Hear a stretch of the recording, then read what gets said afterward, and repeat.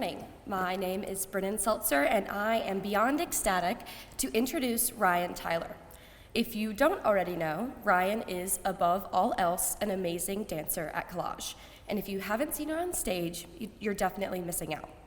In addition to dance, Ryan's intelligence and laughter have always made my day, especially in stat when I need those characteristics the most.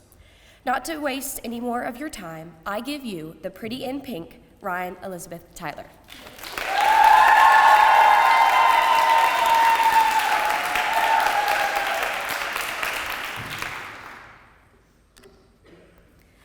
My favorite movie is Miracles from Heaven.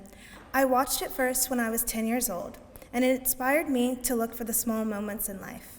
The movie is based on a true story about a young girl named Annabelle Beam, who was diagnosed with a rare and incurable disease.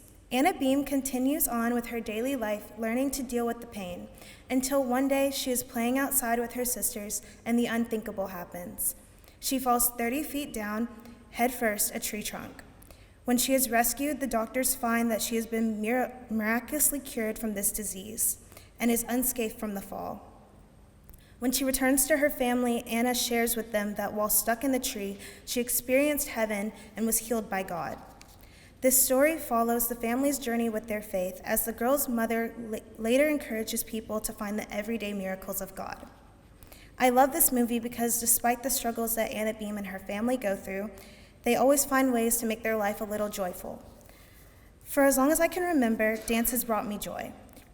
When I was 2 years old, my father took me to my first ballet class. He dropped me off at the small church where my dance studio was having classes at the time. He waited for me in the parking lot until the class was over, and then he would come inside to pick me up. Afterwards, we would get donuts, and I would tell him all about everything I'd just learned. As I got older, I began to associate my love of dance with my father. He would watch Dance Moms with me every week, even though he didn't understand what it was about, and come to all of my dance performances. However, as I got older, I started to drive myself to dance and spend less time with him.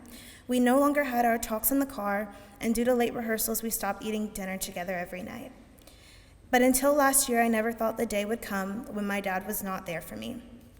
Last winter, my dad and I drove around the city, and I was given the worst news. My dad had cancer, and he was not going to get better.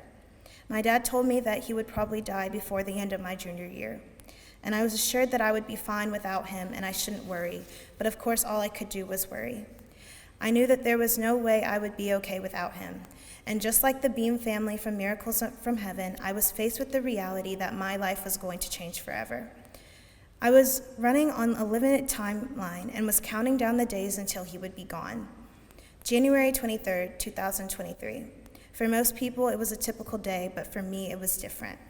My mom pulled me out of school that morning, and we drove to the hospital to be greeted by my family. We entered into his hospital room, but I turned back around because I couldn't bear to see him like that. As the nurse and other family members left the room, my dad and I had one last conversation. He managed to say a couple final words to me before slowly closing his eyes, and at this moment, I realized that he was gone. I held on to my father because I did not want to let him go. I did not want to believe that he was gone, and I was scared that I would forget his face and the sound of his voice. I knew that I would still have the memories of him, but I felt the regret that I should have spent more time with him, and I looked back and wished I could go back in time and rewind to before he had got cancer, but I couldn't. Along with my father, my love of dance began to slip away, and I wondered why I even kept dancing. But as a few months passed, I started to use dance as my outlet. To express how I was feeling, I might not have had my dad in my life anymore, but I still had dance. Something that my dad always loved watching me do and wanted me to pursue. As unfortunate as the past year has been, it has allowed me to find new meaning in my life and rediscover my love of dance. The heartbreaking story of Miracles from Heaven shows that sometimes the most tragic circumstances can lead to joy and hope. Losing my father forced me to grapple with the fact that I do not have unlimited time. As a result, I've learned a new sense of gratitude. Like Annabelle Beam's mother in the movie, I've learned the importance of finding everyday miracles. Film director Baz Luhrmann once said that a life lived in fear of life is a life half lived. So my advice to all of you is to take in every moment with those around you. Spend every day, hour, minute, and second of your life appreciating even the smallest moments in life.